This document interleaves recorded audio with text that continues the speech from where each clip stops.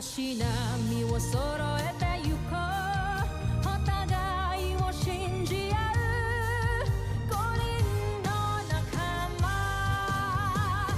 まるでスファイブに預けた命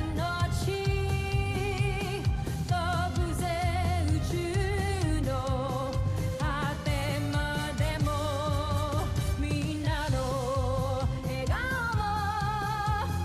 持ち帰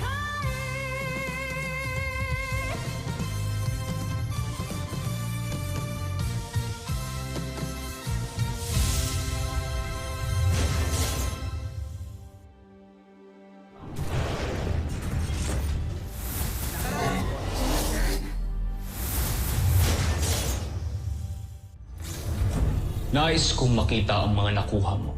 Mapag-aaralan ko na kung paano mapapabaksak ang kampo ninyo, Voltes 5. Napag-aralan na namin ng husto ang Voltes 5. Kaya naman ay, nakadesenyo na rin kami ng Beast Fighter na tatalo sa kanya. Hito yan eh! Nagugutom tuloy ako! Let's fight! Doc, we have a problem. Hindi ko kami makapag-vault in. Napasuka! Huwag mo nang patagalin! Pasukahin mo na! Voltes team! Little John, tanggalin mo to, please. Ito lang kayo. Ako lang ang babalik sa laban. Di mo ko pinakawalan, uupuan ko si Octawan! Sige na nga! Hindi ako papayag na magsasacrifice kang mag-isa kasi mahal kita, Steve! This is Ultra Marcon, an auxiliary ultra electromagnetic generator. Naayos na nila muli ang mga makina ni Voltes 5. Deploy Ultra Marcon now. Let's fight! In! Ultra Marcon, fire! Nire-reverse ng Ultramarco ng energy ng Beast Fighter. Kaya pwede rin natin yung gawin. Napasabog natin ang counter-weapon niya. Let's fight! In!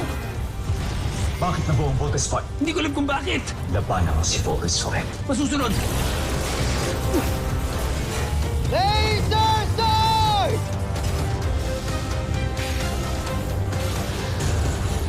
Team, dinner's on me. Ulam, inihaw na hito. Hindi mo ko pwedeng mahalin. Kalimutan mo yung nararamdaman mo sa akin for your own sake. Oo, mahal kita.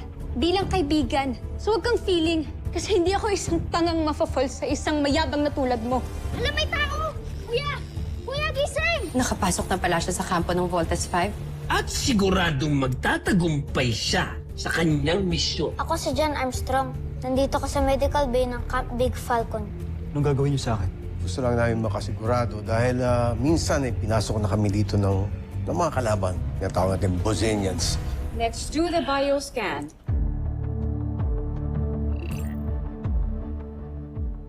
Alam mong napakadelikado ng misyon na yun. Bakit hinayaan mo siya lamang mag-isa? Ganito yan, Elsa. Huwag kang mag-alala, General Sandra. Hanggat nakikita niyo yung pulang tuldok na yan, ibig sabihin, ligtas ang ating prinsipe. At hindi nila malalaman ang kanyang sikreto. Dahil suot pa niya ang pulseras. Pulseras? Anong pulseras ang sinasabi mo, General? Ganito yan. Makinig kayo. Para tuluyan nilang hindi mabisto ang prinsipe, kailangan niyang pag-iba ng anyo. At para mangyari yon, kailangan kong kumuha ng dugo ng mga taga-Terra Air 2 at alamin ang komposisyon ng katawan ng tao. At gamit ang teknolohiyang ginagamit natin sa paggawa ng Beast Fighters, suot ni Prinsipe ang isang pulseras na nagbabago ng kanyang anyo.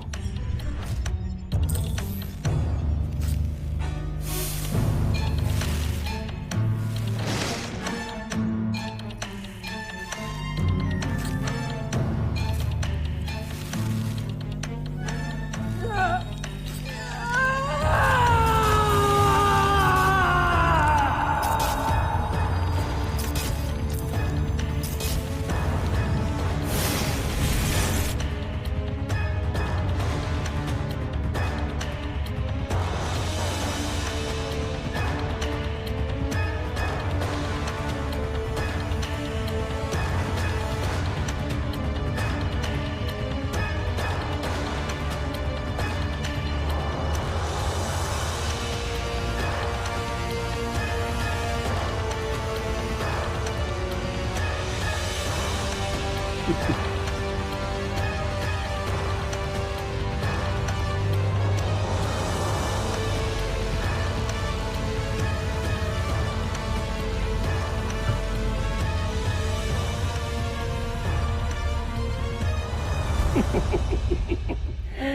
sinong may gawa ng pulseras? Magaling! Napakahusay ng ginawa mo, General Zul. Huwag lang may mangyaring masama sa ating prinsipe. Dahil...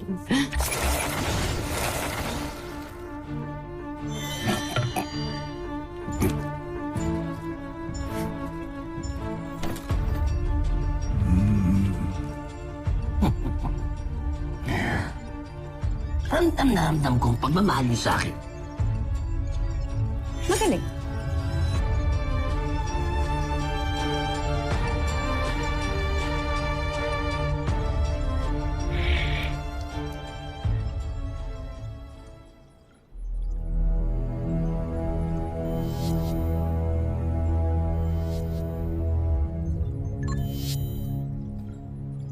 He's cleared. He's a human being. See? Kaya tama lang na tinulungan ko siya. Tama yun, best friend. Kapag may taong nangangailangan ng tulong, kailangan natin tulungan. O iyo, gusto na bang pakiramdam mo yan? Maayos na ako. Kaya ko na siguro. Aalis na ako dito dahil ayoko pang storbohin kayong lahat. Maraming salamat sa inyong lahat. Lalo na sa'yo. Utang ko sa'yo ang buhay ko, Little John. Okay lang yun, kuya. You're very welcome po. O siya, sige. Hayaan natin siyang mapagbihesan. Let's go, let's go.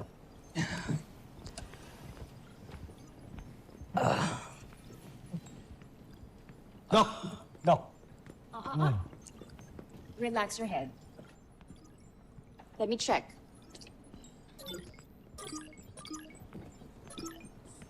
He's fine. He's just probably tired from his ordeal. Siguro maayos kalagayan mo, Manuel.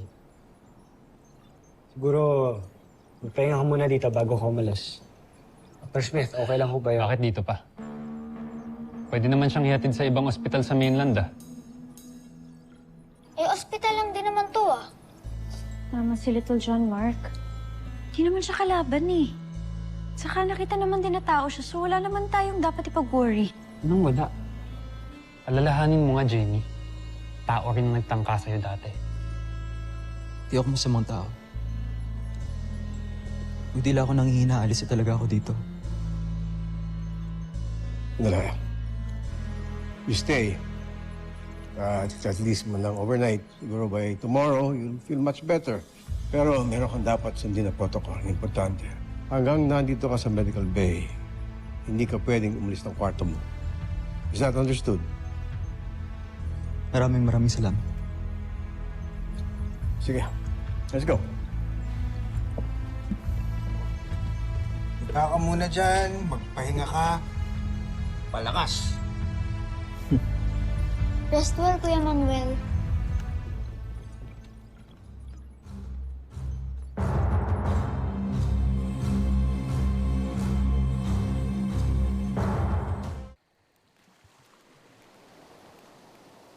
Buti pala pumayag yung security mo na iwan muna tayo. Natin to, ah.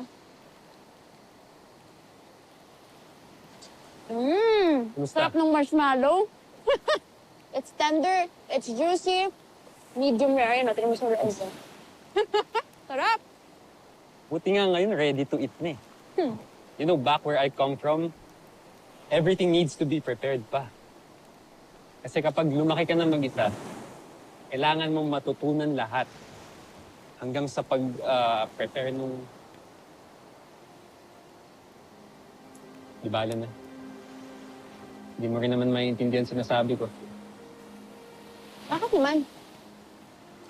Look. Pinanganak ka na nasa iyo na lahat ng kailangan mo. And I also know that you're an only child. You might think na it's the same, but It's really not. Alam mo, parehas lang naman din tayo mag-isa lumaki. Yeah, oo. I may have had everything I needed growing up, pero sa magulang, lagi naman din silang wala eh. Lalo na si Daddy. So, in a way, parehas lang din tayo mag-isa lumaki. Kawawa ka naman pala, no? Kasama mo lang sa bahay mo, yaya mo. Yung iba mo pang maids.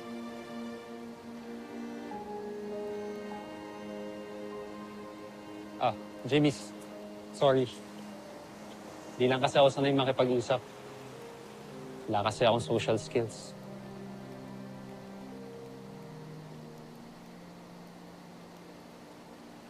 Pasensya na.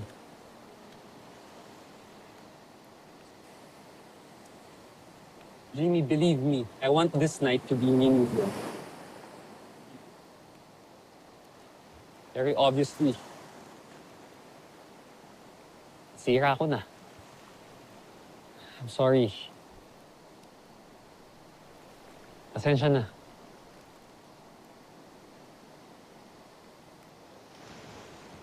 You want this night to be meaningful. Mark, ano ba to? Ano bang ginagawa natin? Bakit ginagawa mo para sa akin to? Hindi naman pwede na palagi mo na lang ako iniiwasan pagdating sa ganito. Kailangan natin i-define kung bakit, what this is. We have to define what this is. Hindi naman pwede na palagi na lang ako ng kukula, palagi na lang ako nalilito. Ano ba, Mark? May gusto ka ba sa akin? Hindi pa ba obvious, Jamie? Hindi pa ba obvious na gusto kita? Kaya wala naman ako ine-expect na sagot, okay? Gusto ko lang makita mo, gusto ko lang malaman mo kung ano yung totoong ako. Na hindi ako masamang tao. Alam ko naman na mabuti kong tao eh. I know that you have a good heart. I know that you're a good person. I know that you're a good friend. Pero, for now, that's all I can give. But I'm your friend.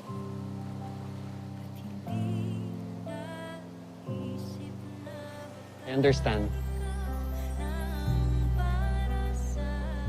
But perhaps, maybe, okay, just maybe, you'll fall for me eventually. And until that day, mag-aantay ako, Jamie. Ikaw sana ang nauna, sana'y sa'yo at di kanya. Ang puso ko paano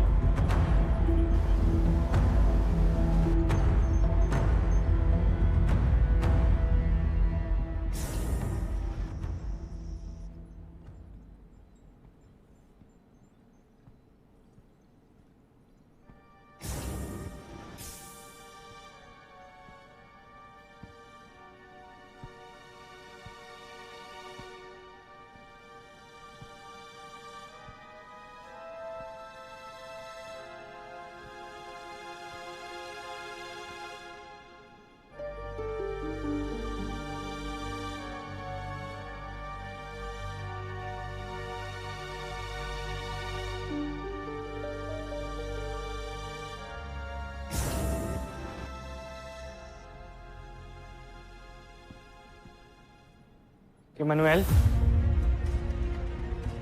Ano ginagawa mo dito? Di ba sinabi ni Dr. Smith bawal ka pang lumabas ng medical bay? Pasensya na. Hinahanap ko kasi kayo eh. Kung okay na ako, gusto ko na sana umuwi. Manuel, wala pa tayong clearance from Dr. Alonso. Baka kailangan pa magpahinga. Di bale, bukas, kapag okay ka na, kami pa mismo maghahatid sa'yo. Sige na, tingnan ka muna sa medical Sandali, bay. Steve. Ganda ng mga larawan ninyo. Bakit na dito to? Ay, hindi. Dati yung office to ni Mama. Kaso wala nang gumagamit. Tapos si Little dyan, no? Bata pa. Yung kasama natin kaninang bata. Sino sila?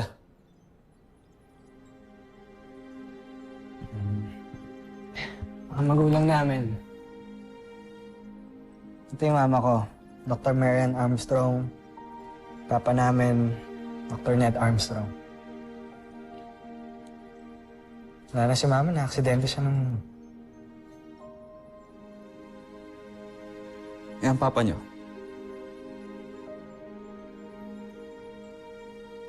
We don't know. Hindi namin alam kung patay ba siya or kung nasan man. Kasi hindi namin alam eh, kasi naalala ko lang, dati, nung mga bata kami, sakay siya ng isang malaking spaceship eh. Feeling ko, umalis siya para pag-aralan yung kalawakan, ibang mga planets. Ibang planeta? Yeah. Mars, Jupiter. Di ko alam. Eh, doon lang naman pupunta yung mga malalaking spaceships, di ba? Pero hindi namin talaga alam kasi hindi na siya bumalik. No goodbyes, no closure.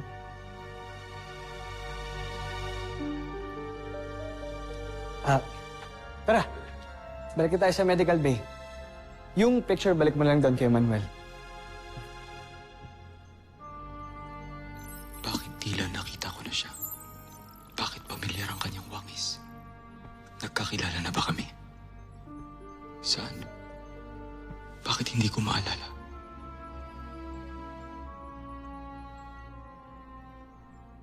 Kay Manuel. Let's go.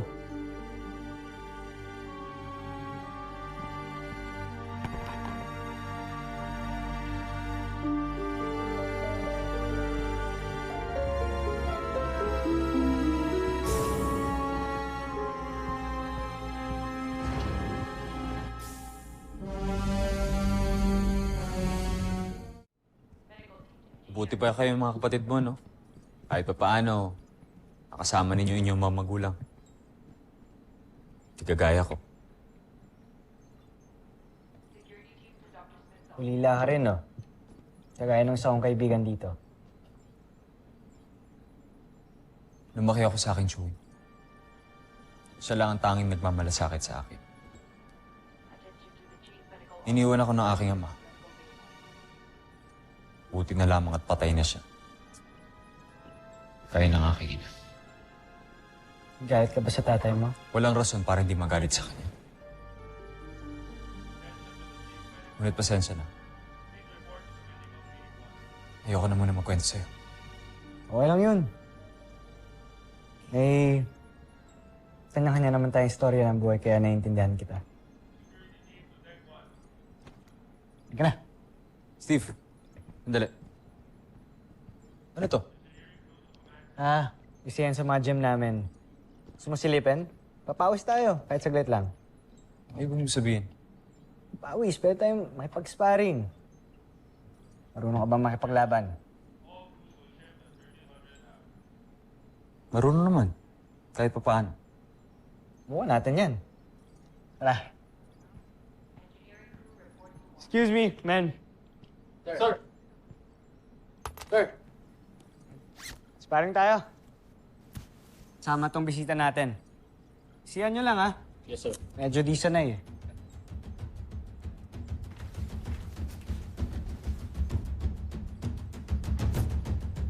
Ready, Kuya Manuel. Sige.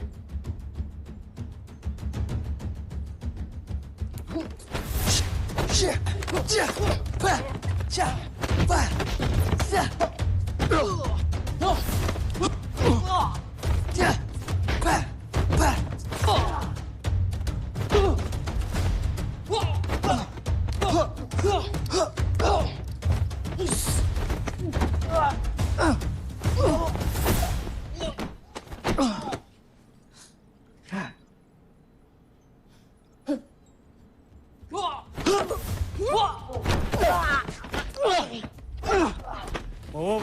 Kuya Manuel, tama na. Awat. Chill.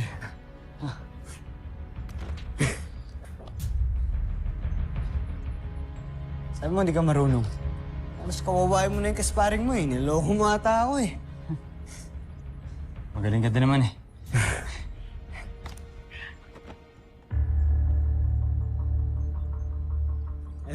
Asa? Ben! Sir. Thank you. Oh.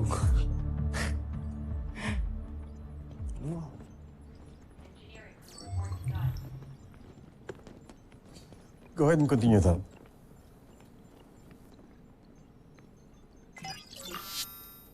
Sergeant Major, you have something to report. Dr. Smith, nakita ito ng tao ko a while ago. SO, ipakita mo yung video.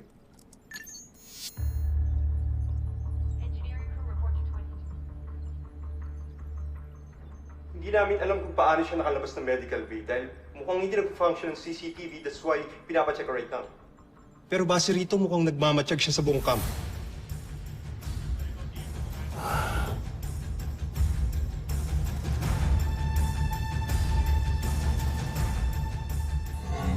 Susunod sa Voltas 5 Legacy. Bakit kasama niyo si Manuel? Pagtayan niyo yan. Ayokong iikot-ikot yan sa camp. You're starting tomorrow morning. Kailangan ka na umalis. Kinagagala kitang makausap. Mahal ko. Mahal kong prinsipe. Kamusta ang iyong plano?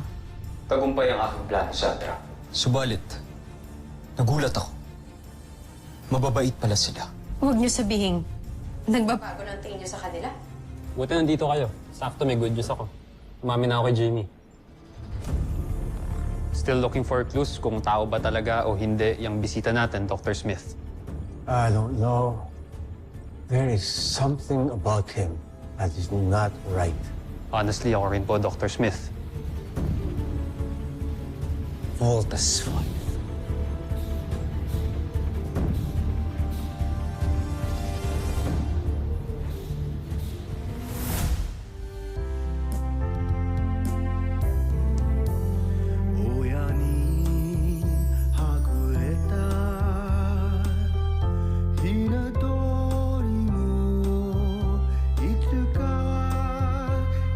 She